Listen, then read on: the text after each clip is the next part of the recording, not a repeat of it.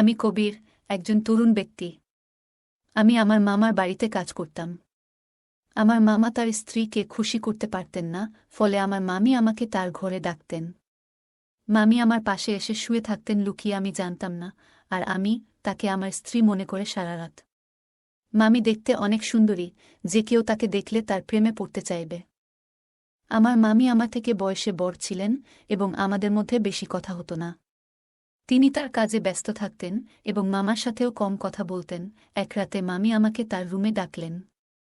বললেন, কবির, আজ আমার শরীর ভালো লাগছে না, তুমি আমার পাশে শুয়ে থাকো। আমি তার রুমে শুয়ে পড়লাম। মামি লাইট বন্ধ করে দিলেন। এরপর আমি তাকে আমার মতো করে পেয়েছিলাম। কখনো ভাবিনি আমি তাকে এত কাছে পাব। আমার গল্পগুলো তোমরা শুনো, কিন্তু সাবস্ক্রাইব করো না। দয়া করে গল্পগুলো ভালো লাগলে ভিডিওটি লাইক, শেয়ার এবং চ্যানেলটি সাবস্ক্রাইব করো প্লিজ। তখন আমি চাকরির খোঁজে ছিলাম, কিন্তু কোথাও কাজ পাচ্ছিলাম না। একদিন আমার বন্ধু সুরেশ বলল, আমার মামা শহরে থাকেন এবং আমি তোমাকে সেখানে চাকরি দিতে পারব। আমি বেশি শিক্ষিত ছিলাম না, জানি ভালো চাকরি আমার দ্বারা হবে না। আমি ৪র্থ শ্রেণী পর্যন্ত পড়াশোনা করেছি, কিন্তু অল্প শিক্ষার কারণে ভালো চাকরি পাওয়া কঠিন ছিল। গ্রামের এখানে ওখানে ছোটখাটো কাজ করে কিছু টাকা উপার্জন করতাম, যা খুবই কষ্টকর ছিল। তখন মনে হলো শহরে গিয়ে কিছু কাজ খুঁজে দেখা উচিত। একদিন আমার বন্ধুর দেওয়া একটি ঠিকানায় গেলাম, যা তার মামার বাড়ির ছিল। সেই বাড়িতে গিয়ে দেখি আমার বস, যিনি আমার বন্ধুর মামা এবং আমি তাকেও মামা বলে ডাকতাম, মামা আমাকে একটি কাগজ দিলেন এবং বললেন, এই ঠিকানায় যাও।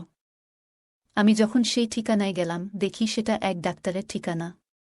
মামা বললেন, তিনি আমার বন্ধু, তিনি তোমার কিছু পরীক্ষা করবেন। যদি পরীক্ষাগুলো ভালো হয় তাহলে তোমাকে চাকরি দেব। মামা কথা শুনে আমি কিছুটা ঘাবড়ে গেলাম, কিন্তু ভাবলাম চেষ্টা করে দেখি। ডাক্তারের কাছে গিয়ে তিনি আমার কিছু পরীক্ষা করলেন এবং কিছুক্ষণ পর রিপোর্ট দিলেন। আমি বাসায় ফিরে মামাকে রিপোর্ট দেখালাম। মামা হাসতে হাসতে বললেন, তুমি দেখতে বেশ সুন্দর, তোমার চেহারাও ঠিক আছে, তোমার কাজ নিশ্চিত হয়েছে। এত সহজে কাজ পেয়ে আমি অবাক হয়ে গেলাম এবং ভাবতে থাকলাম, কিভাবে এত সহজে এই সুযোগ পেলাম। প্রতিবেদনটি ইংরেজিতে লেখা ছিল এবং ৪র্থ শ্রেণী পাস একজন ব্যক্তির পক্ষে এটি বোঝা সহজ ছিল না। যখন বাড়িতে এসে আমার স্ত্রীকে দেখালাম, তিনি বললেন, তুমি অযথা চিন্তা করছ। এই ধনী লোকেরা আমাদের মতো গরিবদের পরীক্ষা করিয়ে নিশ্চিত হতে চায় যে আমরা কোনো বড় রোগে আক্রান্ত আছি কিনা। তারা মনে করে চাকরদের মাধ্যমে রোগ ছড়াতে পারে। তার কথা শুনে আমার মন অনেকটা হালকা হলো। আমি যে চাকরিটা চেয়েছিলাম সেটা পেয়ে গেছি। সকালে কাজে যাওয়া শুরু করলাম, কিন্তু আমার চোখ প্রায়ই মামির দিকে আটকে যেত। তিনি ছিলেন অত্যন্ত সুন্দরী এবং মার্জিত মহিলা। তাকে প্রথম দেখার পর থেকেই আমি ভাবতাম, আমার স্ত্রী যদি এত সুন্দর হতো। আমি আমার মামির একজন সাধারণ চাকর ছিলাম, তার অর্থের কোনো অভাব ছিল না। তিনি আমাকে প্রতিদিন বাজারে নিয়ে যেতেন, কারণ তার কোনো সন্তান ছিল না। আমার মামা ও মামির মধ্যে কোনো ঝগড়া ছিল না, তারা খুব ভালোবাসায় দিন কাটাতেন। আমি মামিকে মনে মনে ভালোবাসতে শুরু করলাম। তাকে নিয়ে ভাবতে লাগলাম। একদিন বাড়ির পুরনো চাকর এলো। সে আমাকে অভিনন্দন জানিয়ে বলল, তুমি পরীক্ষায় উত্তীর্ণ হয়েছ, কিন্তু মনে রেখো, এই বস, যাকে তুমি মামা বলে ডাকো, খুবই কঠোর। এই কথা শুনে আমি ঘাবড়ে গেলাম এবং ভাবতে লাগলাম, যদি আমাকে চাকরি থেকে বের করে দেয় তাহলে আমার কি হবে। সে চলে যাওয়ার পর আমি মামা মামিকে খুশি রাখার জন্য আরও মনোযোগী হলাম, কারণ এখন আমার চাকরিটা চলে গেলে এখন আর কোনোভাবেই চাকরি পাব না। তাই আমি এই চাকরিটা মন থেকে করতে লাগলাম। মামা বেশিরভাগ সময় বাড়ির বাইরে থাকত। আমার মামি একদিন আমাকে তার রুমে ডেকে বললেন, তুমি খুবই অল্প বয়সী, পরিষ্কার পরিচ্ছন্নতার খেয়াল রাখো। আমি এমন একজন চাকর পছন্দ করি যে তার মনিবের মতো পোশাক পরে। এই বলে মামি আমার হাতে কিছু টাকা দিলেন এবং বললেন, এই টাকা থেকে বেতন ছাড়া নিজের জন্য খরচ করো। আমি খুশি হয়ে গেলাম এবং এই বিষয়টি আমার স্ত্রীকে বললাম না, কারণ আমিও আমার মামিকে খুব পছন্দ করতাম। আমি স্বপ্ন দেখতে শুরু করলাম যে মামির অভিব্যক্তি দেখে মনে হতো তিনি খুশি নন। তার কোনো সন্তান ছিল না, তাই মনে হতো মামা তাকে খুশি করতে পারছেন না। আমি মামিকে খুশি করতে চেয়েছিলাম। মামির দেওয়া টাকা নিয়ে পরের দিনই একটা মার্কেটে গিয়ে কিছু নতুন জামাকাপড় কিনলাম। আমাকে দেখে মামি বললেন, আজ তোকে খুব সুন্দর লাগছে, সবসময় এমনই থেকো। আমি লজ্জা পেয়ে চোখ নামিয়ে নিলাম। আসলে আমার বিয়ে হয়েছে মাত্র ৩ বছর, কিন্তু আমার স্ত্রী মামির মতো সুন্দরী ছিলেন না। বিয়ের 2 বছর পরই আমাদের সন্তান নিউমোনিয়া হয় এবং সে পৃথিবী থেকে চলে যান। এরপর আমার স্ত্রী সারাক্ষণ দুঃখে কান্নাকাটি করত, কিন্তু আমি একজন পুরুষ এবং আমারও কিছু প্রয়োজন ছিল। আমি চাইতাম আমাদের আরেকটা সন্তান হোক, কিন্তু আমার স্ত্রী সন্তানের নাম শুনলেই বিরক্ত হয়ে যেতেন। তিনি সবসময় আমার থেকে দূরে থাকতেন। আমার মামিকে দেখে আমার মনোভাব বদলাতে শুরু করেছিল। মামা মামির বিয়ে হয়েছে 1 বছর হয়ে গেছে, কিন্তু তাদের কোনো সন্তান নেই। মামা সবসময় তার ব্যবসায় ব্যস্ত থাকতেন, আর মামি ফ্যাশন ও পার্টিতে মগ্ন থাকতেন। আমার মামিকে দেখে মনে হতো তিনি আমাকে পছন্দ করতে শুরু করেছেন। আমি প্রায় সিনেমা এবং নাটকে প্রেমের কাহিনী দেখতাম এবং কল্পনা করতাম। মামি আমার কাছে এসে বলবেন, আমি তোমার প্রেমে পড়েছি। এক রাতে যখন আমি ঘুমাচ্ছিলাম, মনে হলো আমার পাশে কেউ আছে। মামি ছিলেন খুবই সুন্দরী এবং তার দেহ আকর্ষণীয় ছিল। আমার স্ত্রী আমাদের সন্তান হারানোর দুঃখে নিজের শরীরকে অবহেলা করেছিলেন। কোনো যত্ন নিত না, তাই সে শুকিয়ে কাঠ হয়ে গেছে। আমার মতো একজন গরিব মানুষ যখন ভাবতাম আমি কি করে চাকরের মতো জীবন কাটাবো, তখন মামিকে আমার স্ত্রী ভেবে সারা রাত উপভোগ করতাম। মামি আমার দিকে তাকিয়ে মৃদু হাসতেন। আমি আমার মামির সান্নিধ্য উপভোগ করতে শুরু করলাম। কাজ করার সময় মামি আমাকে ডেকেই যে কোনো কাজ দিতেন, আর আমি তা সঠিকভাবে করে দিতাম যেন কোনো অভিযোগের সুযোগ না থাকে। মামি সবসময় আমার প্রশংসা করতেন, আর আমি সততার সাথে আমার কাজ চালিয়ে যাচ্ছিলাম। একদিন মামির শরীর খারাপ হলে আমি তাকে হাসপাতালে নিয়ে যাই এবং মামাকে ফোন করে জানাই। এরপর মামা হাসিমুখে আমাদের সবার জন্য মিষ্টি আনলেন। এরা দেখে আমি খুব খুশি হয়েছিলাম, কিন্তু সেই দিন থেকে মামির আচরণ বদলে গেল। তিনি আমার দিকে অদ্ভুতভাবে তাকাতে লাগলেন এবং বাইরে যাওয়া কমিয়ে দিলেন। ফলে এখন শুধুমাত্র মামির সঙ্গেই আমার দেখা হয় কম। কিছুদিন ধরে আমার মন মেজাজ খারাপ ছিল, কারণ আমি মামির সান্নিধ্যে অভ্যস্ত হয়ে পড়েছিলাম। আমার মনে হয়েছিল আমি হয়তো মামির প্রতি আসক্ত হয়ে পড়েছি। তবে আমার কাজ চালিয়ে যেতে লাগলাম। সময় চলে গেল এবং অবশেষে সেই দিন এল যখন মামি একটি সন্তানের জন্ম দিতে চলেছিলেন। কিন্তু মামা আর আগের মতো খুশি ছিলেন না। তিনি সবসময় চিন্তিত থাকতেন। আমি ভাবতে লাগলাম, মামা কেন খুশি ছিলেন না? আমি যখন বাবা হলাম তখন আনন্দে উঠছিলাম, কিন্তু আমার মামাকে খুব চিন্তিত দেখাচ্ছিল, যেন কোনো বড় বিপর্যয় আসন্ন। এক রাতে মামা আমাকে তার ঘরে ডেকে বললেন, এই ব্যাগ নাও। যদি আজ রাতে আমার স্ত্রী সন্তান জন্ম দেয়, তবে এই ব্যাগটি ব্যবহার করো এবং শিশুটিকে গোপনে সরিয়ে ফেলো। আমি কখনো মামার কোনো নির্দেশ নিয়ে প্রশ্ন করিনি, তাই সেদিনও কিছু বললাম না, কিন্তু আমার মন খুব অস্থির ছিল। বারবার ভাবছিলাম, কেন মামা তার সন্তানের জীবন নিতে চাইছেন?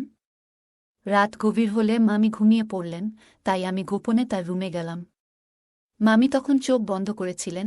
আমি মনোযোগ দিয়ে তার দিকে তাকালাম। মামির মুখে সেই চিরচেনা সৌন্দর্য দেখে আমি মুগ্ধ হলাম, কিন্তু আমার অবস্থান মনে করে মামার কথা মেনে নিলাম। মামার নির্দেশ অনুযায়ী কাজ করার জন্য তিনি আমাকে টাকা দিতেন। আমি গোপনে মামার দেওয়া ব্যাগটি তুললাম আর বাচ্চাটিকে ঢুকাতে শুরু করলাম। তখন মামি হঠাৎ আমার দিকে তাকিয়ে হাসলেন। আমি শিশুটিকে লুকিয়ে রাখছিলাম এবং মামি আমাকে দেখে বললেন, তুমি কি সত্যিই শিশুটিকে হত্যা করতে চাও? মামি আমাকে জিজ্ঞাসা করলেন, তুমি কি তোমার মামার নির্দেশে এসব করছ? আমি চমকে উঠলাম এবং বললাম, তুমি এটা কি বলছ? মামি বললেন, তোমার চাচা এই শিশুটিকে মেরে ফেলতে চায় কারণ সে ভয় পায় যে এই শিশু তার নয়। তার কথা শুনে আমি স্তব্ধ হয়ে গেলাম। আমি অবাক হয়ে ভাবতে লাগলাম, এত কিছুর পরও এটা কিভাবে সম্ভব? মামি বললেন, তোমার মামা সন্দেহ করছে যে এই শিশু তার নয়, তাই সে এই কাজটি করতে বলেছে। সে এই শিশুটির বাবা নয়, তুমি এর বাবা। এই কথা শুনে তাকে বললাম, তবে তুমি কেন বলছ আমি এই শিশুটির বাবা? আমি এই কথা শুনে স্তব্ধ হয়ে গেলাম। আমি বললাম, আপনি কি চান আমি এই শিশুটিকে বাঁচিয়ে রাখি?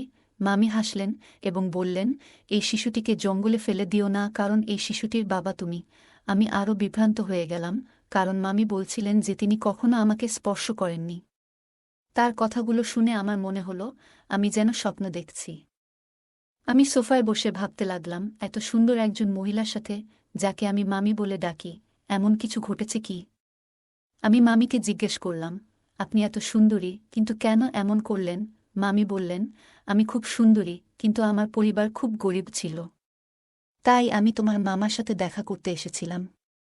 তোমার মামা মতো ধনী হওয়ার ইচ্ছা ছিল, তাই আমি তাকে বিয়ে করি। আর সে আমাকে প্রস্তাব দেওয়ার সাথে সাথেই আমি তৎক্ষণাৎ হ্যাঁ বলেছিলাম, কারণ আমি ধনী হতে চেয়েছিলাম। আমার বাবা মাও তোমার মামার সাথে বিয়ে করতে রাজি হয়েছিলেন। কিন্তু বিয়ের কিছুদিন পরেই জানতে পারলাম তোমার মামার সন্তান হওয়ার সামর্থ্য নেই। অনেক চিকিৎসা করানোর পরও কোনো ডাক্তার তাকে সুস্থ করতে পারেনি। তিনি মা হতে চেয়েছিলেন এবং এর জন্য তিনি যা করতে প্রস্তুত ছিলেন। তারপর তিনি তার চাকরের মাধ্যমে একটি অদ্ভুত পরিকল্পনা তৈরি করেছিলেন, তাই তিনি সবসময় চাকরদের নিযোগের আগে পরীক্ষা করাতেন। তোমার চাচা তোমার মাধ্যমে তার পরিকল্পনা সফল করতে চেয়েছিলেন, মামি বললেন। এই শিশুটি তোমারই সন্তান এবং তিনি চান না যে এটি প্রকাশ্যে আসুক। তিনি জানতে চেয়েছিলেন তিনি বাবা হতে সক্ষম কিনা, তাই আমাকে চাকরের সাথে ঘুমাতে বলেছিলেন। মামির এই কথা শুনে আমি আরও হতবাক হয়ে গেলাম এবং কিছু বলতে পারলাম না। তিনি বলতে লাগলেন, তোমার মামা আমার জন্য অনেক চাকর নিযোগ করেছিলেন, কিন্তু আমি যাকে ভালোবাসার যোগ্য মনে করতাম তাকেই গ্রহণ করতাম। আমরা অনেক চাকর বদল করেছি, কিন্তু তোমাকেই প্রথম উপযুক্ত মনে হয়েছিল। প্রথম দেখাতেই তোমার প্রতি আমার আকর্ষণ জন্মায়। আমি অবাক হয়ে বললাম, তুমি কখন আমার কাছে এসেছিলে? মামি হাসলেন এবং বললেন, তোমার মামা এমন পরিকল্পনা করেছেন যে তুমি বুঝতেও পারোনি। তুমি মনে করতে তুমি তোমার স্ত্রীর সাথে আছো, কিন্তু আসলে আমি ছিলাম। তোমার মামা রাতের আধারে আমাকে তোমার রুমে পাঠাতেন এবং তোমার স্ত্রীকে অন্য ঘরে অজ্ঞান করে রেখে দিতেন। তিনি নিজেই পাহারা দিতেন যাতে কেউ সন্দেহ না করে। মামি বললেন, আমি প্রথমে বাধ্য হয়ে এসেছিলাম, কিন্তু পরে তোমার প্রতি আকৃষ্ট হতে শুরু করলাম। তোমার কাছ থেকে যে সুখ পাচ্ছিলাম তা তোমার মামা কখনোই দিতে পারতেন না। সেই কারণেই আমি নিজেও তোমার প্রতি দুর্বল হয়ে পড়েছিলাম। তোমার মামা যখন এই পরিকল্পনা চালিয়ে যেতে লাগলেন, আমি নিজে উপভোগ করতে শুরু করলাম। তিনি আমাকে তোমার কাছে বারবার পাঠাতে থাকলেন। তিনি আরও বললেন, আমি গর্ভবতী হলাম এবং তোমার মামা আমাকে ভোরের অন্ধকারে ঘরে ফিরিয়ে আনতেন যাতে কেউ কিছু বুঝতে না পারে। এভাবে তোমার মামা তার সন্তান হওয়ার আশা পূর্ণ করতে চেয়েছিলেন এবং আমি নিজেও অজান্তে সেই পরিকল্পনার অংশ হয়ে পড়েছিলাম। কিছুদিন পর সে তার পরিকল্পনায় সফল হয়েছিল। ডাক্তার আমাকে জানিয়েছিলেন যে আমি মা হতে চলেছি, যা তাকে অত্যন্ত খুশি করেছিল। আমি বিস্মিত হলাম যখন শুনলাম সে ডাক্তারের কাছে মিথ্যা বলেছে। কেউ কিভাবে তার বউকে এমনভাবে ব্যবহার করতে পারে? তারা দুজনেই আমাকে টাকা দিয়ে তাদের খেলনা বানিয়ে ফেলেছিল, যা আমার মোটেই ভালো লাগেনি। তখন আমার মামি তার কথাবার্তায় ব্যস্ত ছিলেন। আমি তখন বুঝতে পারিনি যে আমি কি ভাবছিলাম, তবে মামি আমাকে বলেছিলেন, তোমার মামার পরিকল্পনা ব্যর্থ হয়েছে যখন তার একটি ছেলে হয়েছিল, কিন্তু তিনি একজন উত্তরাধিকারী চেয়েছিলেন। সে তার বন্ধুকে নিয়ে অন্য দেশে পালিয়ে যায় আর আমাকে বলে, এখন আমার কোনো সম্পত্তি নেই, আমার সব ব্যবসা শেষ। সেই শিশুটিকে আর সে চায় না। আমি বলেছিলাম, আমি তোমার বউ দাসী নই, যাতে তোমার ইচ্ছে মতো চলি। আগে তুমি আমাকে একটা চাকরের সাথে ঘুমাতে বাধ্য করেছিলে যাতে সবাই জানতে না পারে তুমি বাবা হতে পারো না। আর এখন বলছো এই সন্তানের দরকার নেই। মনে রেখো, আমি তোমাকে তালাক দেব, কিন্তু শিশুটিকে মারতে দেব না। আমি বিশ্বাস করেছিলাম যে শিশুটিকে সে আর খারাপ বলবে না, সে তার সন্তানকে পুরোটা দেখাবে। কিন্তু আজ যখন সে বলল এই শিশুটিকে হত্যা করার পরিকল্পনা করেছে, তখন নিশ্চিত হলাম যে তার বুকের হৃদয় নেই, পাথরের মতো কঠিন। মামির এই কথা শুনে আমি তাকে গিয়ে বললাম, আমি এসব জানতাম না। যদি এটা অন্য কারোর বাচ্চা হতো, আমি জঙ্গলে ফেলে দিতাম না। আমি বললাম, এখন এসবের পরোয়া করি না। তুমি তার মা, তুমি নিজেই তার যত্ন নেবে। এ কথা বলে আমি চলে যেতে লাগলাম, তখন মামি আমাকে থামিয়ে বললেন, এটাও তোমার সন্তান, তুমি তার পিতা, তাই এর সুরক্ষার দায়িত্ব তোমারও সমান। আমি হাসি দিয়ে বললাম, এই সন্তান আমার, তাই তুমিও আমার স্ত্রী হয়েছ। এই কথা শুনে মামি মুচকি হেসে বললেন, ধন সম্পদের লোভে আমাকে অন্ধ করে দিয়েছে, তাই এমন একজন খারাপ লোককে বিয়ে করেছি যে তার সম্মান বাঁচানোর জন্য তার স্ত্রীকে চাকরের কাছে পাঠিয়েছে। আর যখন আমি তার সম্মান রক্ষা করেছি, সে আমার সন্তানের প্রাণ নিতে চেয়েছিল এবং বলেছিল যে এই শিশুটি হতভাগ্য। যখন ব্যবসা ব্যর্থ হয় এবং সমস্ত টাকা হারিয়ে যায়, তখন সে আমাদের সন্তানের প্রতি অখুশি হতে শুরু করে এবং শিশুটিকে জঙ্গলে ফেলে দেওয়ার সিদ্ধান্ত নেয়। এইসব জানার পরেও আমি এমন লোকের সাথে থাকতে চাই না। আমি মামুর দিকে তাকিয়ে জিজ্ঞেস করলাম, এই সন্তানের জন্য আপনি কি একজন নিজ চাকরের সাথে থাকবেন? মামি বললেন, আপনি গরিব হতে পারেন কিন্তু আপনার মন অনেক বড়। তাই আমি আপনাকে বিয়ে করতে চাই, যাতে আমাদের সন্তান বেঁচে থাকে এবং ভালো জীবন পেতে পারে। মামি আমাকে জানালেন তিনি তার মামার থেকে ডিভোর্স পেয়েছেন এবং আমরা একই বাড়িতে সুখে থাকতে শুরু করি। মামি সেই বাড়িটি আগেই তার নামে পেয়েছিলেন। কিছুদিন পর, যখন আমার স্ত্রী বিষয়টি জানতে পারেন, তিনি আমাকে ছেড়ে চিরকালের জন্য তার বাবা মায়ের বাড়িতে চলে যেতে চান এবং তালাকের প্রক্রিয়া শুরু করেন। কিন্তু মামি যখন পুরো ঘটনা আমার স্ত্রীকে জানালেন, আমি তাকে অনেক বুঝিয়ে শান্ত করি। অবশেষে আমি আমার দুই স্ত্রীর সাথেই সুখে সংসার করতে শুরু করি এবং আমরা সবাই মিলে সুখে থাকি। আজ আমি খুব খুশি, কারণ আমি জানতাম না যে আমার জীবন এত সুন্দর হবে। গল্পটা কেমন লাগলো জানাতে ভুলবে না। আরও মজার মজার রোমান্টিক গল্প শুনতে চাইলে ভিডিওটি লাইক, শেয়ার এবং চ্যানেলটি সাবস্ক্রাইব করতে এবং বেল আইকনটি ক্লিক করতে ভুলবে না। ধন্যবাদ।